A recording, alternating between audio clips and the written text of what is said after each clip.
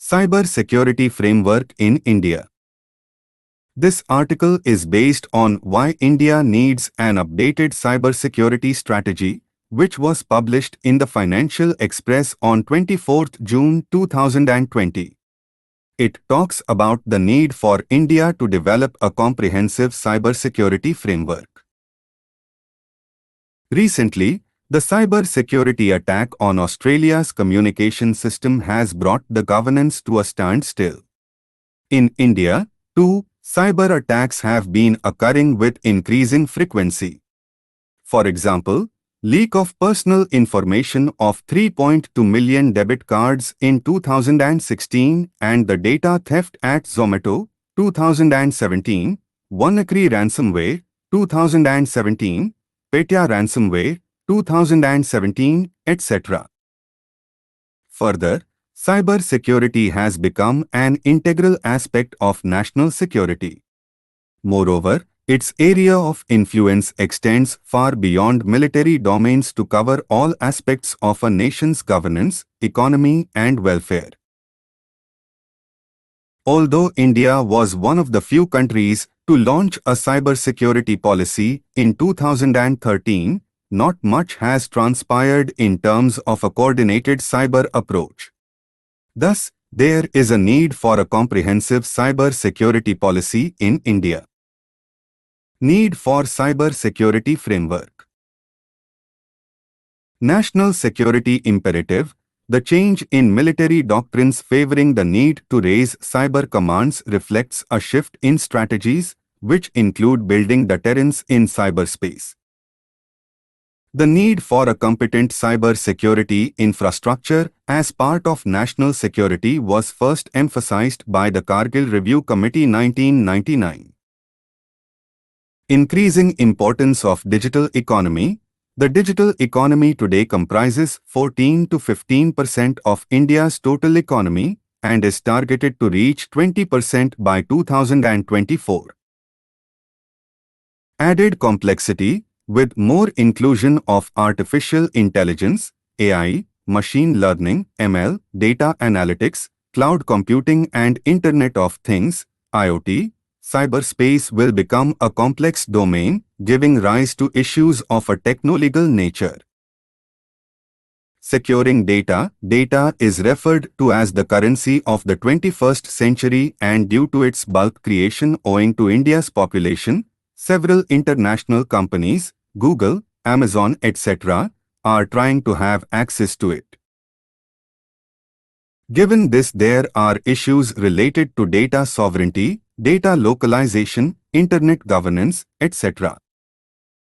Thus, there is a need to build strong cyber security architecture. Challenges in India's cyber security approach. Lack of cyber security workforce. The Indian military, central police organizations, law enforcement agencies and others are deficient in manpower for software and hardware aspects integral to this field. Moreover, there is a growing demand for professionals in artificial intelligence, AI, blockchain technology, BCT, Internet of Things, IoT, and machine learning, ML. According to several estimates, there is a need for at least 3 million cybersecurity professionals today.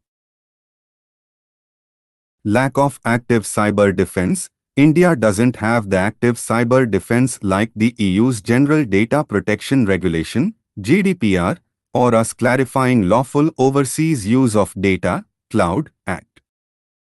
Note: active cyber defense. It is far more than just the enhancement of defensive cybersecurity capabilities for the government and the intelligence community.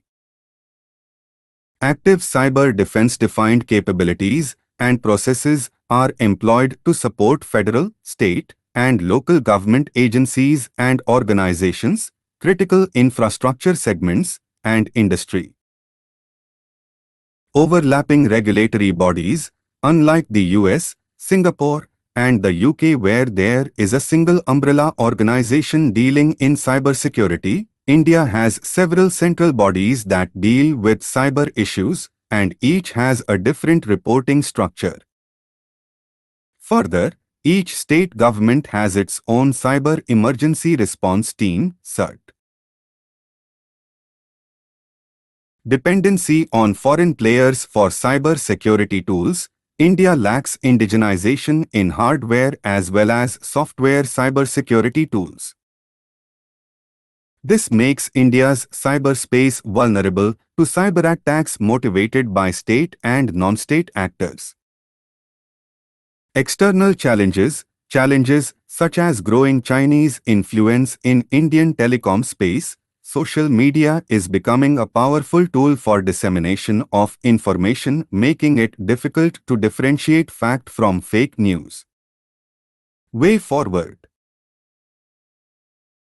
creating awareness. With countries resorting to digital warfare and hackers targeting business organizations and government processes, India has to create awareness that not a single person or institution is immune to it.